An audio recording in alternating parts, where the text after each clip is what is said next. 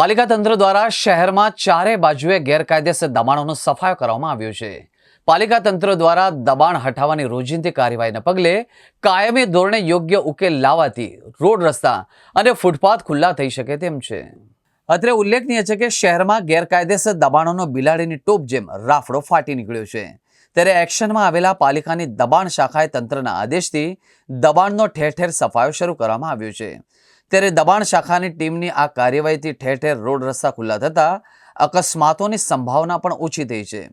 આજરોજ વડોદરામાં દબાણ શાખાની ટીમે કમિશનરના આદેશથી કુંભારવાડા પોલીસ સ્ટાફને સાથે રાખીને ફતેપુરાથી લઈને શ્રીનાથ પેટ્રોલ પંપ કુંભારવાડા સુધીના દબાણો દૂર કરવાની કામગીરી હાથ ધરવામાં આવી હતી। દબાણ શાખાની ટીમ માનનીય શ્રી મુખ્યમંત્રી કમિશનર સાહેબ શ્રીના આદેશ અનુસાર ફતેપુરાથી લઈ અને શ્રીનાથ પેટ્રોલ પંપ સુધીની કામગીરી હાથી કારણની પાછળ હાલમાં કુંભારવાડા પોલીસ સ્ટેશનના સ્ટાફને સાથે રાખીને હાલમાં કામગીરી ચાલુ છે। એક ટ્રક જેવો સામાન જપ્ત કર્યો છે અને હજી કામગીરી હાલમાં ચાલુ છે।